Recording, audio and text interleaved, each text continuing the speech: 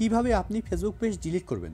Friends, আপনি যদি আপনার ফেসবুক পেজ ডিলিট করতে চাইছেন, একেবারের জন্য বন্ধ করতে চাইছেন, আপনি চাচ্ছেন যে ফেসবুকে সার্চ করলে যেন আপনার ফেসবুক পেজ আর শোই না করে, তাহলে ভিডিওটি প্রথম থেকে শেষ পর্যন্ত দেখুন। কেননা এই ভিডিওতে একদম সহজভাবে দেখানো হয়েছে আপনি কিভাবে আপনার ফেসবুক পেজ ডিলিট করবেন। তো ফেসবুক পেজ ডিলিট করার জন্য আপনাকে প্রথমে ফেসবুকে আসতে হবে। ফেসবুকে আসার পর একদম উপরে ডান দিকে দেখুন প্রোফাইল লোগো শো করছে, আপনাকে প্রোফাইল লোগোতে ক্লিক করতে হবে। আপনার এখানে 3 লাইন থাকতে পারে, যদি আপনার এখানে 3 লাইন থাকে তাহলে আপনি 3 লাইনে ক্লিক করবেন। এবার এখানে একদম উপরের দিকে দেখুন আমার ফেসবুক অ্যাকাউন্টের নাম শো করছে, নামের একদম ডান দিকে দেখুন একটা তীর চিহ্ন আছে, আপনাকে এই তীর চিহ্নতে ক্লিক করতে হবে। তীর চিহ্নতে ক্লিক করার পর আপনার ফেসবুক অ্যাকাউন্টের মাধ্যমে যেগুলো পেজ ক্রিয়েট করা হয়েছে সবগুলো পেজ এখানে শো করবে। তো আপনি যে পেজটা ডিলিট করতে চাইছেন সেই পেজটা আপনাকে এখানে সিলেক্ট করতে হবে। আমি এই পেজটা ডিলিট করতে চাইছি, তাই জন্য এই পেজটা সিলেক্ট করছি।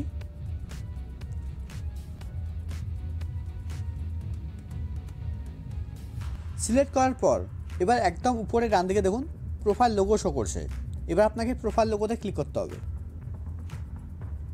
এবার স্ক্রল ডাউন করে নিচে আসতে হবে, একদম নিচে সেটিং অ্যান্ড প্রাইভেসি।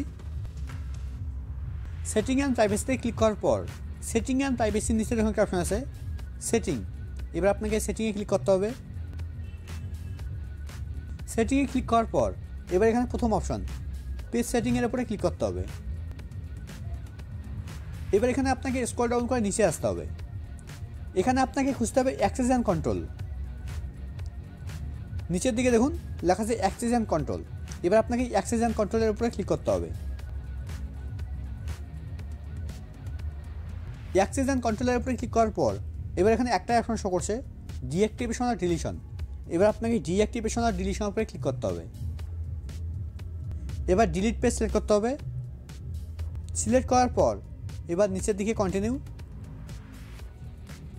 কন্টিনিউয়ে ক্লিক করার পর এবার এখানে আপনাকে একটা রিজন সিলেক্ট করতে হবে, আমি প্রথমটা সিলেক্ট করছি। এবার আবার কন্টিনিউ,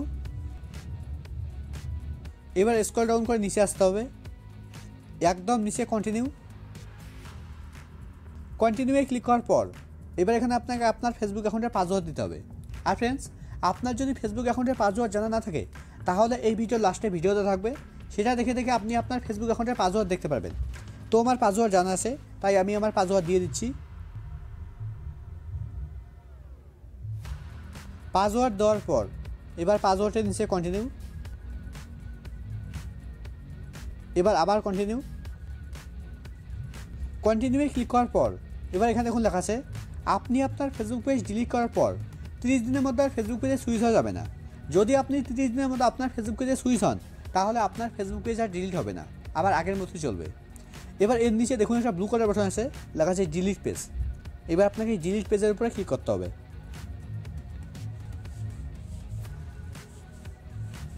দেখুন আমার ফেসবুক পেজ ডিলিট হয়ে গেছে।